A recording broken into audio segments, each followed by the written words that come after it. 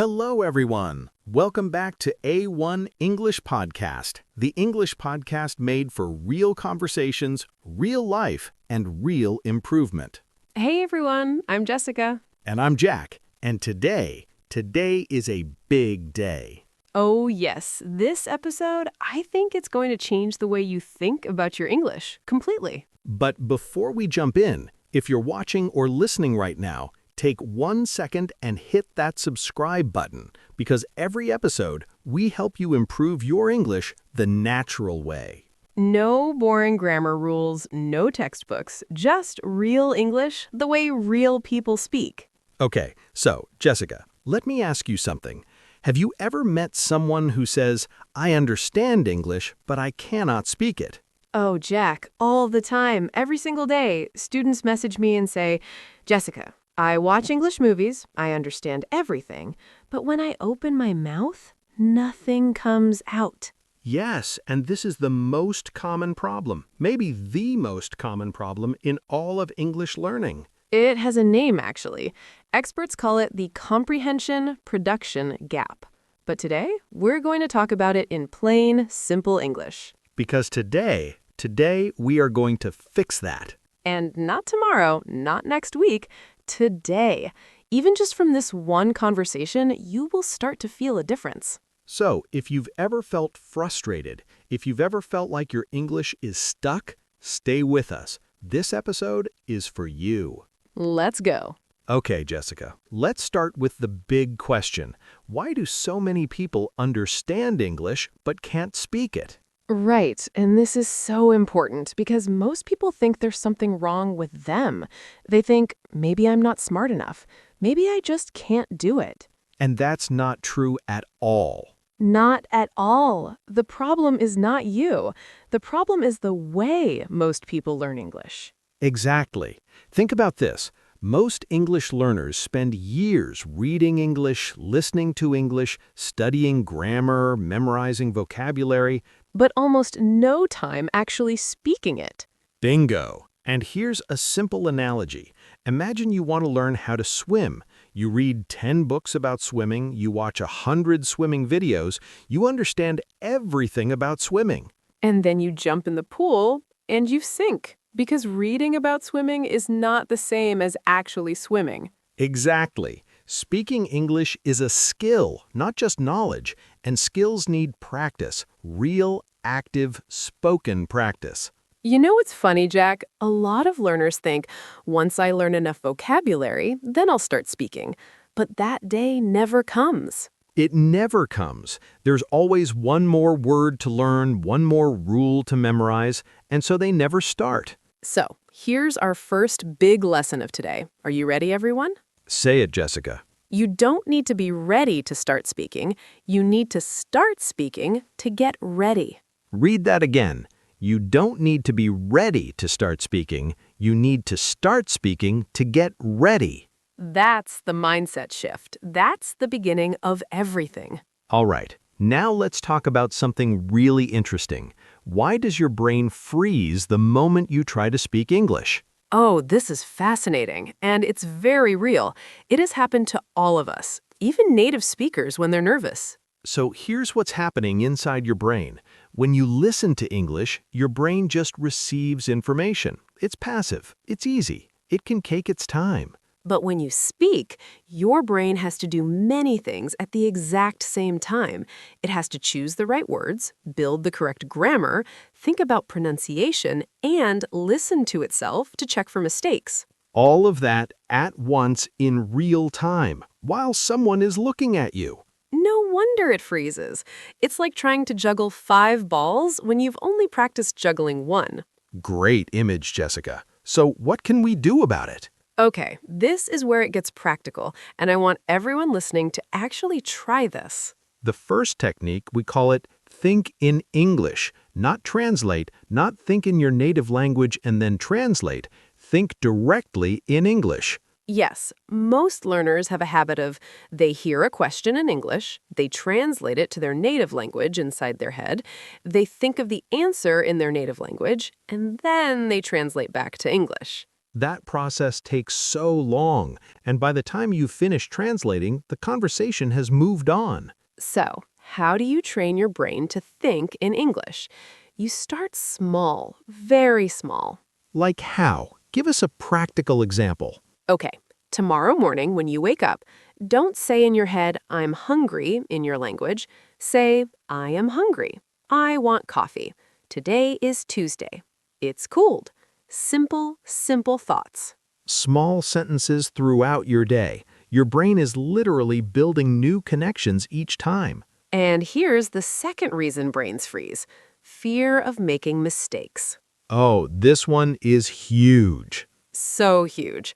Many learners, especially adults, are terrified of making grammatical errors in front of others, and that fear is like a hand around your throat.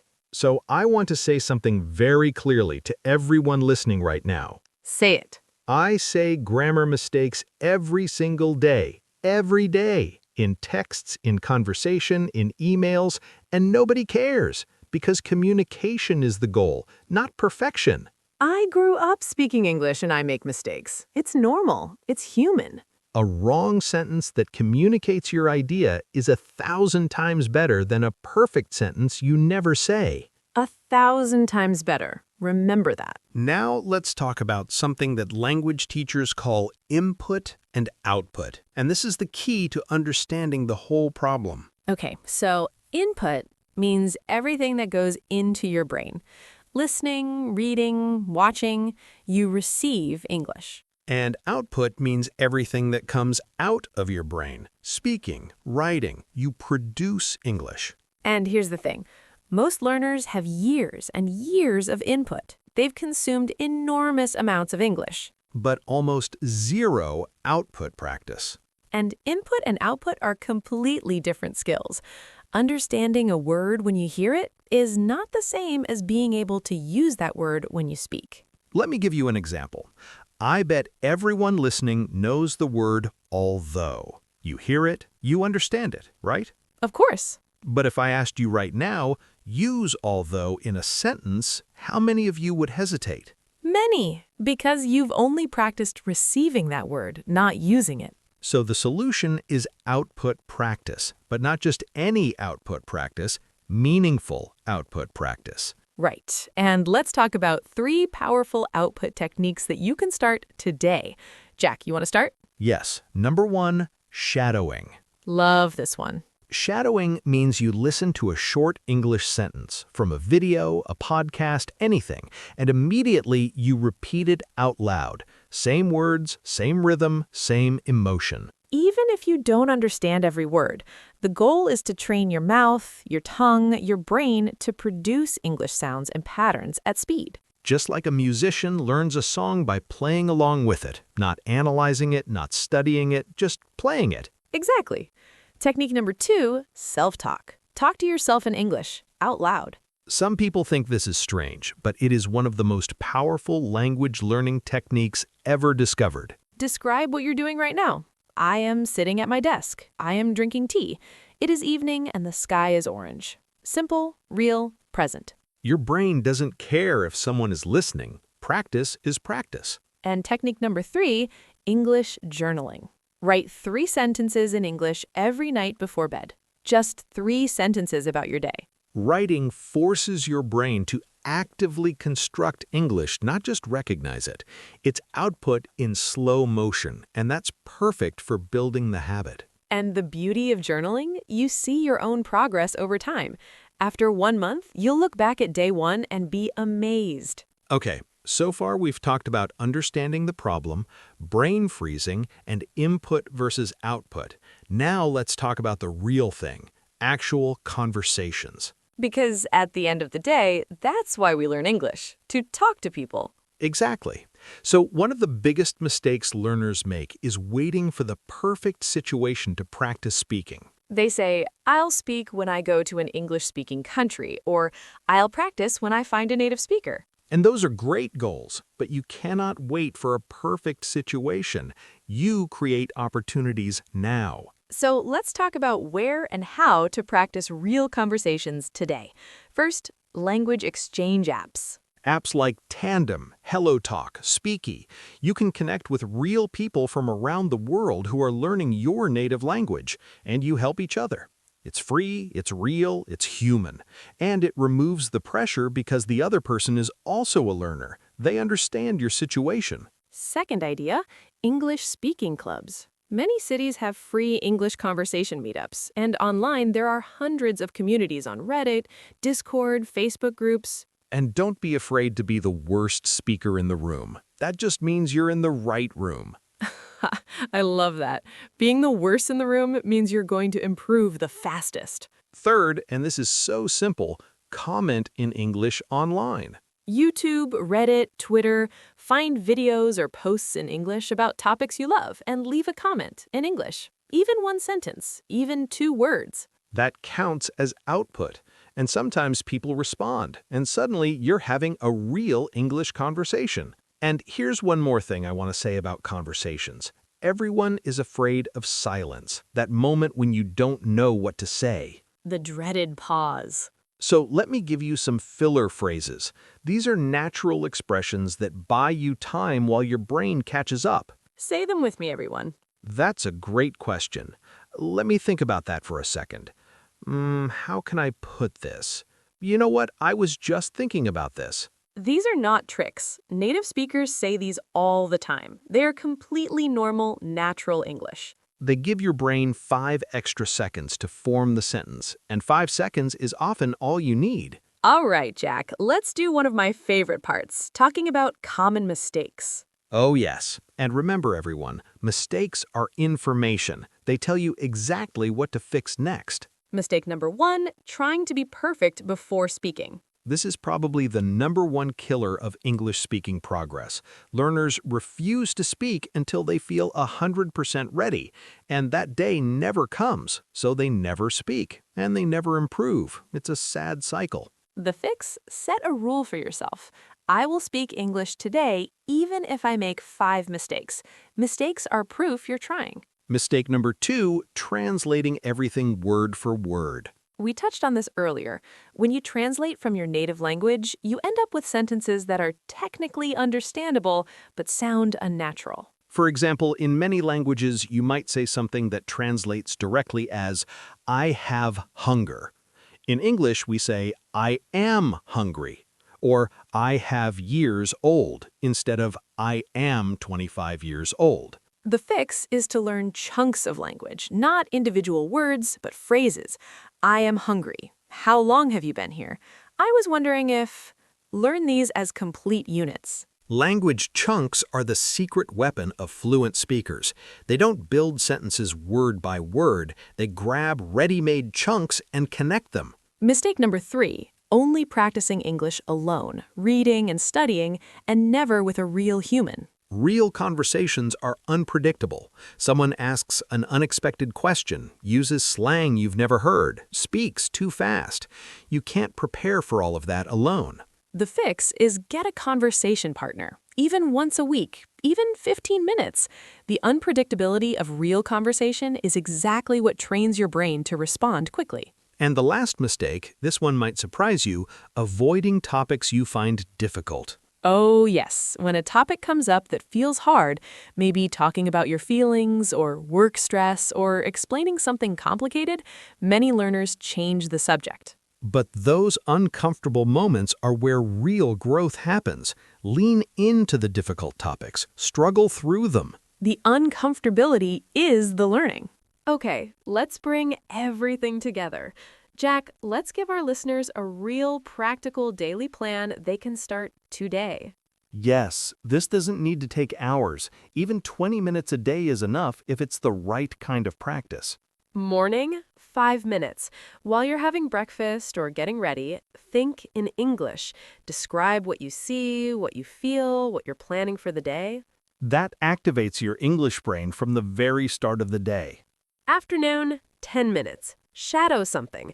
Pick one short clip from a YouTube video, a podcast, anything. Listen once, then repeat it out loud. Same words, same rhythm, same feeling. You don't need a special clip. Even a 60-second video is perfect for shadowing. Evening, 5 minutes. Write 3 sentences in your English journal. What happened today? What did you feel? What are you looking forward to tomorrow? And once a week, one real conversation. Language exchange app, speaking club, online community, anything. Just speak with a real human for 15 minutes. That's it. 20 minutes a day plus 1 weekly conversation. If you follow this for 30 days consistently, you will feel a real change. I promise. And here's the secret nobody tells you. The first 30 days are the hardest. After that, it starts to feel natural. English becomes a habit, not a study session. A habit, not a homework. That's the dream. Let's also do one more exercise right now, together. Everyone listening, say this sentence out loud right now. I am learning English every day and I am getting better. Say it. Say it loud, even if you're in public, even if it feels funny. Because your brain needs to hear your own voice speaking English. That's the most powerful signal you can send it. All right, let's do a quick review of everything we covered today. First, understanding why the problem exists. You have too much input and not enough output. Reading about swimming doesn't teach you to swim. Second, why your brain freezes. It's overload plus fear. The solution is to think in English and accept that mistakes are part of the process. Third, the power of output. Shadowing, self-talk, and journaling are your 3 daily tools. Fourth, creating real speaking opportunities now using language exchange apps, speaking clubs, and online communities. Fifth, the biggest mistakes to avoid. Perfectionism, word-by-word translation, only studying alone. And sixth, a simple 20-minute daily plan you can start tonight. Here is what I want you to remember above everything else today. You already have what it takes. The English is already in you. You just need to let it out. You are not broken. You are not slow. You are not bad at languages. You have just been practicing the wrong skill, and now you know the right one. Speaking is a skill. Skills are built by doing, so go do it. Speak today. Even 1 sentence, even to yourself. If this episode helped you, if even one thing we said today made you feel more confident, please give this video a like. It helps more learners find us. And subscribe to A1 English Podcast for a new episode every single day. We're here for your journey, every step of it. You've got this. We believe in you. Keep speaking, keep growing.